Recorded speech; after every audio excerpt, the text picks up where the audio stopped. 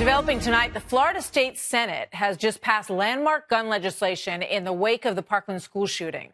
This bill raises the minimum age to 21 for a rifle. It pours millions into making schools safer and into mental health programs. It gives districts the option to arm certain personnel. It stops short of arming classroom teachers.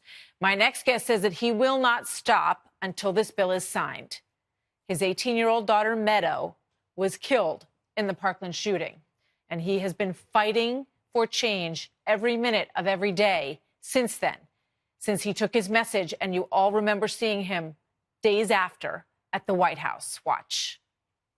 I'm very angry that this happened, because it keeps happening. 9/11 happened once, and they fixed everything. How many schools, how many children have to get shot? It stops here with this administration and me. I'm not gonna sleep until it's fixed.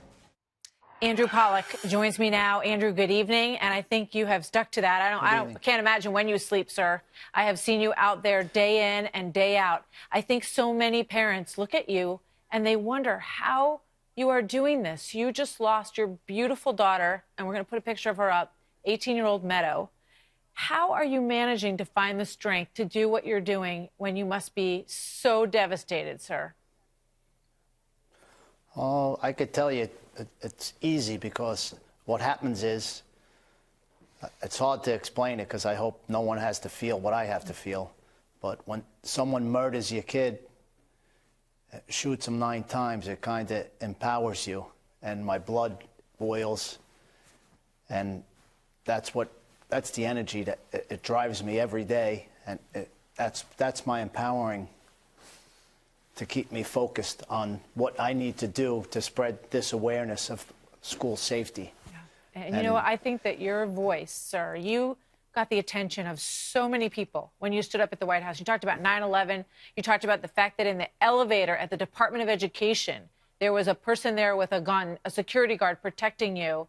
And you said, imagine how that makes me feel. You want our schools to be hardened in the same way, right? Correct. And I want everyone out there that wants to help me on my crusade, they could go to remembermeadow.com, and there's strength in numbers. So you're going to help me after I finish this. The next vote's going to be, I think, on Wednesday in the House in Florida. And that's very important to make sure that this safety bill gets passed. And there's a lot of good things in that bill.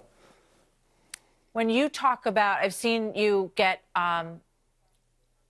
upset when people start talking about gun control, because you firmly believe that that is not a winning route in terms of achieving your goal, correct? Well, it just takes, you just look at history. There's been over 200 school shootings, Martha, and every focus on right after the shooting is gun control. The media focuses on gun control, and it doesn't work. That's a big issue. So my issue is, let's change it this time. You know, my daughter was murdered, and I'm going to do something different than no other parent's ever done. I'm going to focus on what I could do and what we could do as a nation, and what we could do without being in any political party is take care of our kids, because that's easy. That's easy out there. Let's just get together and fix our schools. Do you believe that this time it's different? I know you do personally, and you want to build that momentum across the country. You know, I would love to see us get through 1 year without a school shooting, just as a starting point in all of this. Do you think that's possible, Andrew? I don't think it's, you know what I mean? You can't, why think? Why we should do? We need to act. We need to be proactive. It's like, are we going to leave a courthouse open for someone to just walk in? Should we take a chance there? Should we take a chance if we go to a Dolphin game? Okay, this time we're going to see if people could walk in with no metal detectors. There's metal detectors at Coliseums. There's metal detectors in the federal building.